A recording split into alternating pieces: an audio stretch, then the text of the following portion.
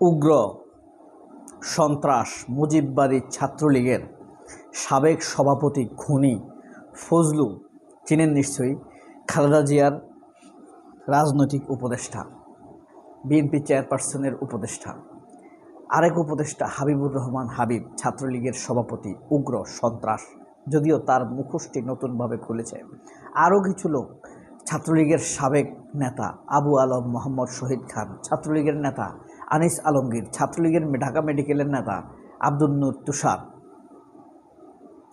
মঞ্জুর আলম পান্না, মাসুদ কামাল, এই লোকগুলো সম্প্রতি এনসিপি নেতৃবৃন্দকে উগ্র আক্রমণাত্মক অসভ্য ভাষায় নানানভাবে কথা বলে যাচ্ছে এবং দীর্ঘদিন যাবৎ আমরা তা শুনে আসছি। এনসিপি নেতৃবৃন্দ যদিও এদের বিরুদ্ধে কোনো প্রতিক্রিয়া এখন পর্যন্ত দেখাননি, তবে গত পরশু 9 তারিখ সার্জিস আলম তাতে এই ফজলুকে, বিএনপি নেতা সাবেক ছাত্রলীগের নেতা ফজলুকে একটি অসভ্য বলে ফেসবুকে স্ট্যাটাস দিয়েছেন, ছোট্ট বক্তব্য দিয়েছেন। এসব অসভ্য বক্তব্য বলে তারা এনসিপি নেতৃবৃন্দের চরিত্র হনন করছে। 71-এর সেই ফ্যাসিবাদী আঘাতের মাধ্যমে, ফ্যাসিবাদী যন্ত্রের মাধ্যমে 71কে বিক্রি করে, 71কে ব্যবহার করে তারা 24-এর আন্দোলনকে, গণ অভ্যুত্থানকে, বিপ্লবকে ছোট করতে চায়। এই সার্জিস আলমের এই বক্তব্য দেওয়ার পর থেকে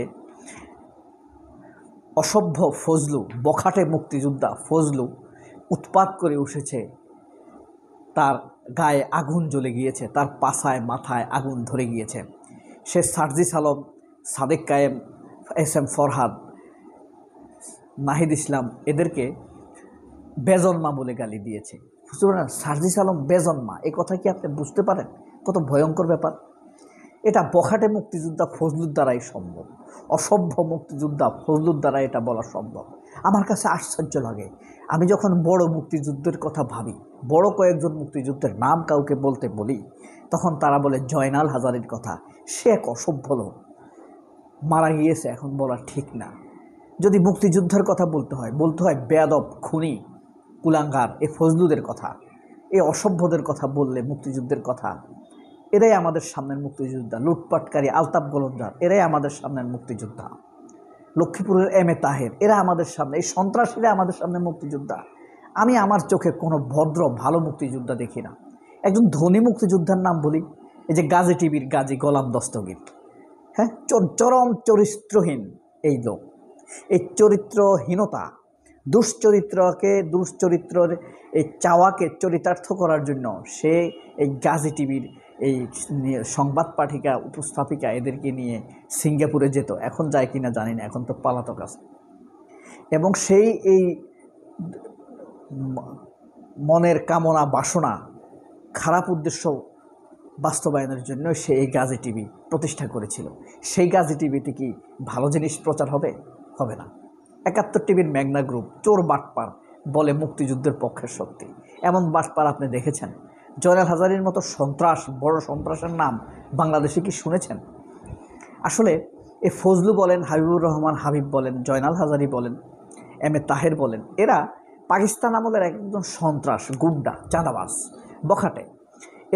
এদের বখাটেপনা ডাকাতিকে এক্সটেনশন করার জন্য, আরও স্বাধীন করার জন্য, স্বাধীনভাবে ডাকাতি করার জন্য, স্বাধীনভাবে ধর্ষণ করার জন্য এরা সম্ভবত মুক্তিযুদ্ধ গিয়েছে।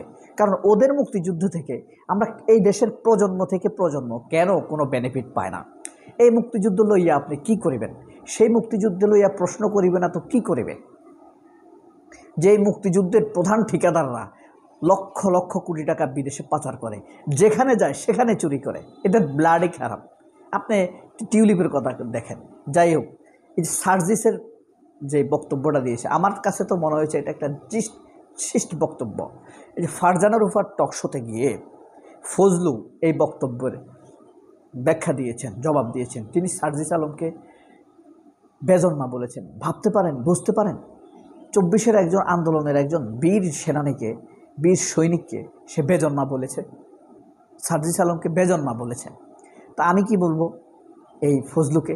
ফজলু একটা বখাটে, অসভ্য, বেয়াদব, যৌথ বীর্যে জন্ম নেয়া। আপনি এই আনিস আলমগীরকে কি বলবেন? সন্ত্রাস, ছাত্রলীগের সাবেক নেতা তুষার আব্দুল নূর তুষার, ঢাকা মেডিকেলের ছাত্রলীগের সাবেক নেতা, কোন হ্যাঁ সলিম, ঢাকা মেডিকেলের। এরপরে যে আপনার এই মাসুদ কামাল, সে বাসদ নেতা। আমি চ্যালেঞ্জ দিয়ে আমি প্রমাণ করতে পারবো এই মাসুদ কামাল বাসদের নেতা ছিল। আমার কাছে এগুলো সবগুলোর প্রমাণ আছে। এরা এক একটা সন্ত্রাস, হিংস্র। এখন সুশীল সেজে সাংবাদিকতার মুখোশের আড়ালে আওয়ামী লীগকে জেনারেলাইজ করার চেষ্টা করছে। আমাদের সামনে আওয়ামী লীগকে আবার নর্মালি আনার চেষ্টা করছে। একটি আশ্চর্য জিনিস খেয়াল করবেন, এই যে ভোটের যে জরিপটি হয়েছে না, যেখানে দেখানো হয়েছে 48% মানুষ কাকে ভোট দিবে এই ব্যাপারে এখনও সিদ্ধান্ত নেয়নি। ওই 12% বিএনপিকে ভোট দিবে, 11% জামায়াতকে ভোট দিবে। সেখানে আওয়ামী লীগের কথা এনেছে তারা 7% আওয়ামী লীগ। অর্থাৎ আওয়ামী লীগকে ধীরে ধীরে আমাদের সামনে জেনারেলাইজ করছে। এই সিন্ডিকেটের প্রথম কাতারে দাঁড়িয়ে আছে কে? প্রথম আলো। আর এটাকে লিড দিচ্ছে ওই যে পান্না, ফজলু, বিএনপির ভিতরে থেকে ফজলু, এরপরে ফখরুল। বিশ্বাস করেন ফখরুল একটা বেইমান। মান্নান ভূঁইয়া বিএনপির সাথে যেই বেইমানিটি সম্পন্ন করে যেতে পারেনি, মির্জা ফখরুল সেটি করে ফেলেছে। বিএনপির ভিতরে কিন্তু কু হয়ে গিয়েছে। এখন আর তারেক রহমান, খালেদা জিয়ার বেল নাই। বক্তব্য বিবৃতিতে এরা কি তারেক রহমানের কথা বলে? অর্থাৎ এটা একটা সিদ্ধান্ত, সিন্ডিকেট হয়ে গিয়েছে। খালেদা জিয়ার এখন কোনো কর্তৃত্ব নেই, তারেক রহমানের কর্তৃত্ব। শুধু তারেক রহমান কথা বলতে পারে। এই তারেক রহমানকে যেভাবে এখান থেকে ইনস্ট্রাকশন দেওয়া হয়, তারেক রহমান সেভাবেই সেখান থেকে বক্তব্য দেয়, পয়েন্টগুলো এখান থেকে দিয়ে দেওয়া হয়। বর্তমানে তারেক রহমান আর আশেপাশে সব রয়ের লোক, ছাত্র ইউনিয়ন, ছাত্র ফ্রন্টের লোক, এই যে মেঘ মোল্লার বসুদের লোক, মির্জা ফখরুলের দলের লোক, সাবেক ছাত্র ইউনিয়ন। এই যে ঢাকা ইউনিভার্সিটির সভাপতি মেঘ মোল্লার বসু সেদিন বলেছে না মির্জা ফখরুলের কথা, মির্জা ফখরুলও জানে মেঘ মোল্লাদের কথা। এদের মধ্যে আন্তরিকতা, বন্ডিং অত্যন্ত শক্ত। তো তারেক রহমান, এখন আমরা শুধু তারেক রহমানকে দেখি নামে, কিন্তু বিএনপির এখন হর্তাকর্তা এই মির্জা ফখরুল আর ফজলুরা মিলে আওয়ামী লীগকে এখন জেনারেলাইজ করবে।